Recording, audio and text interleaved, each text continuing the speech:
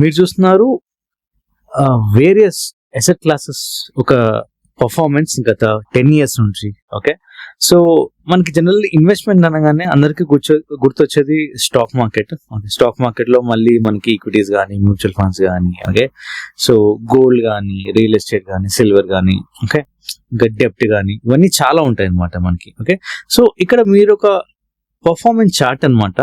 Okay, various assets ఒక 10 years, okay, every year ఒక asset class అయితే టాప్ లో ఉంటుంది, ఇంకో asset class second, third, fourth, fifth అట్లా రావడం జరుగుతుంది, 8th వరకు. ఓకే, సో దీనిలో ఒక ఫ్యూ అబ్జర్వేషన్ అయితే చేశాను, ఈ 10 years చార్ట్ అనమాట, అవి డిస్కస్ చేద్దాం.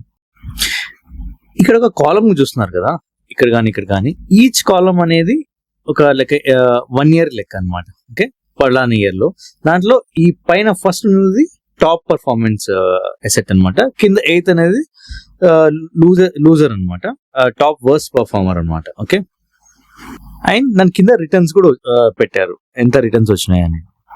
దీనిలో మీరు అబ్జర్వ్ చేస్తే రియల్ ఎస్టేట్ ఎప్పుడు ర్యాంక్ 1 రాలేదు, అంటే టాప్ పర్ఫార్మర్ లో ఎప్పుడు రాలేదు, హార్లీ టాప్ 3 పర్ఫార్మెన్స్ లో వచ్చింది అనమాట. ఒక ఇయర్ లో రియల్ ఎస్టేట్ 7.1% టాప్ 3 లో వచ్చింది ఒక్కసారి. అండ్ రియల్ ఎస్టేట్ లో కూడా మాక్సిమం రిటర్న్స్ 7.1%, అంతే, అంత మించి లేదు. సో ఇండియన్స్ రియల్ ఎస్టేట్ లో ఎక్కువ పెడతారు కదా, ఇది చూసారా యావరేజ్ పర్ఫార్మెన్స్ అనమాట రియల్ ఎస్టేట్ 7.1%. బట్ స్టిల్ వీళ్ళు ఎట్లా అంటే ఇది ఒక స్టాక్ మార్కెట్ మ్యాగజైన్ నుంచి తీసుకున్న చార్ట్ అనమాట. ఓకే, సో వీళ్ళు ఆబ్వియస్లీ ఎట్లా ఉంటుందంటే స్టాక్ మార్కెట్ ని ఎక్కువ ఫోకస్ చేస్తారు. బట్ రియల్ ఎస్టేట్ లో ప్రాబ్లం ఏంటంటే రియల్ ఎస్టేట్ లో కూడా మంచి ఇన్వెస్ట్మెంటే, ఓకే, కానీ ఏంటంటే మనకి అకౌంట్ లోకి రాదు ఎగ్జాక్ట్లీ దాని పర్ఫార్మెన్స్ ఎట్లా ఉంది, అంటే దానిలో ఎంత బ్లాక్ మనీ ఉంది, ఎంత వైట్ మనీ ఉంది, పలానా చోట ఎక్కువ పెరుగుతుంది, పలానా చోట పెరగదు, పలానా చోట సడన్ గా పెరుగుతుంది, ఇవన్నీ చాలా ఉంటాయి అనమాట. ఇవన్నీ ట్రాకింగ్ ఎవరు చేయలేదు కాబట్టి 7.1% అనమాట. బట్ స్టిల్ ఇది ఎక్కువ రిటర్న్స్ ఇచ్చే అవకాశం అయితే ఉంది. ఓకే, ఇంకోటి ఏ ఒక ఎసెట్ క్లాస్ కన్సిస్టెంట్ గా 2 years టాప్ లో అయితే లేదు మనకి. ఇప్పుడు స్మాల్ క్యాప్ టాప్ వచ్చి ఉంటే ఇక్కడ చూస్తే మీరు, అదే small cap next year worst performance ఇచ్చింది అనమాట.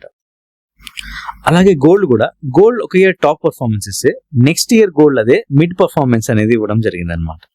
సో దీన్ని అర్థం చేసుకోవాల్సింది ఏంటంటే మీన్ రివర్స్ అనేది జరుగుతుంది. ఎప్పుడైతే ఈ సెట్ పైకి వెళ్ళిపోయింది అనుకోండి, టాప్ పర్ఫార్మ్ చేసింది అనుకోండి, నెక్స్ట్ అది టాప్ బాటమ్ లోకి వచ్చే అవకాశం ఉంది, రివర్స్ అయ్యే అవకాశం ఉంది, అంటే కింది కూడా వెళ్ళిపోతుంది. సో దీన్ని బట్టి మేము ఏం అర్థం చేసుకోవాలంటే లాస్ట్ ఇయర్ బెస్ట్ పర్ఫార్మెన్స్ ఇచ్చింది కదా అని ఈ ఇయర్ మనం ఇన్వెస్ట్ చేయకూడదు, ఏది వీకెస్ట్ పర్ఫార్మెన్స్ ఇచ్చింది కదా అని దాని మీద ఫోకస్ పెట్టాలి. ఇంకోటి గోల్డ్ అండ్ ఈక్విటీకి ఇన్వర్స్ రిలేషన్షిప్ ఉంది. గోల్డ్ ఒక ఇయర్ లో టాప్ ఉంది అనుకోండి, ఇక్కడ చూస్తే మీన్ అదే ఆ ఇయర్ లో ఈక్విటీ అనేది వర్స్ పర్ఫార్మెన్స్ లో ఉంది. ఓకే, సో అదే ఇంకోసారి ఈక్విటీ టాప్ లో ఉంది అనుకోండి, గోల్డ్ ఎక్కడో కింద ఉందన్నమాట. సో దీన్ని బట్టి మనం ఏం అర్థం చేసుకోవాలంటే ఎవ్రీ పోర్ట్ఫోలియోలో గోల్డ్ అనేది కామన్, కంపల్సరీగా పెట్టుకోవాలి మనం. ఇంకోటి షార్ట్ టర్మ్ డెప్ట్ ఫండ్స్ ఏవైతే ఉన్నాయో ఇవి ఎప్పుడు టాప్ 1 లో రాలేదు, అలాగే టాప్ 8 లో రాలేదు, మిడ్ లోనే ఉన్నాయి, ఆర్ కింద బాటమ్ కొన ఎక్కువ.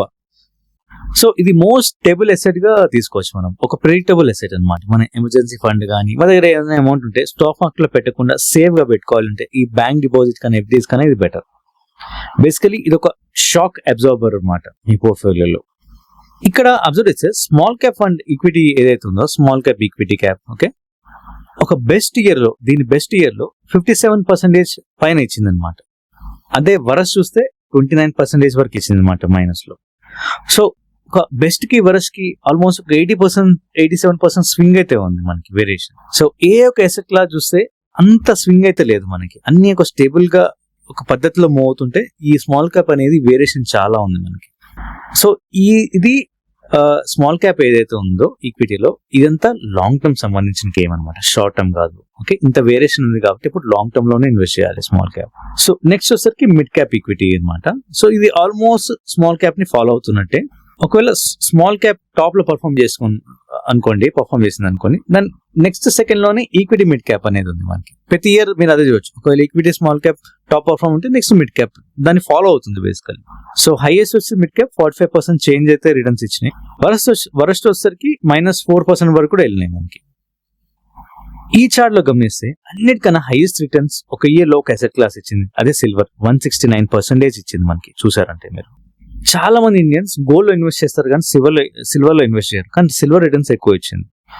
సోలార్ ప్యానల్స్ లో కానీ ఈవీస్ లో కానీ సిల్వర్ వాడకం అనేది బాగా జరుగుతుంది, ఇండస్ట్రియల్ యూసేజ్ ఎక్కువ ఉంటుంది కంపేర్ టు గోల్డ్. సో నా దృష్టిలో ఇది మోస్ట్ అండర్ రేటెడ్ ఎసెట్ అని ఫీల్ అవుతున్నాను కంపేర్ టు గోల్డ్.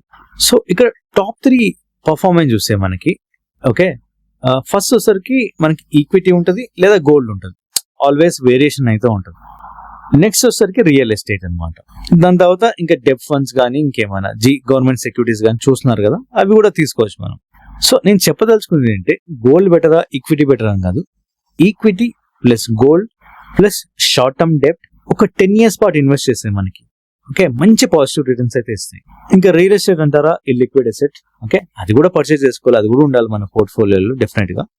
బట్ ఎప్పుడైనా మీరు ఎసెట్ తీసుకునే ముందు లిక్విడ్ ఎసెట్ నాన్ లిక్విడ్ అని 2 ఉంటాయి అన్నమాట. ఓకే లిక్విడ్ లో వచ్చేసరికి మన స్టాక్ మార్కెట్ కానీ ఎఫ్డి కానీ ఇవన్నీ ఉంటాయి. ఓకే ఎప్పుడు మనకి లిక్విడ్ తోనే రాదు, లిక్విడ్ ప్లస్ నాన్ లిక్విడ్ 2 ఉండాలి. నాన్ లిక్విడ్ అంటే రియల్ ఎస్టేట్ అనమాట. సో బెటర్ కాంబినేషన్ అనమాట మనకి. సో ఇప్పుడు అర్థమైంది కదా మనకి ఎసెట్ క్లాసెస్ ఎలా పర్ఫార్మ్ చేశాయి 10 years లో. సో ఇది ఇవాళ వీడియో. Thanks for watching. మళ్ళీ ఇంకో వీడియోలో కలుస్తాం.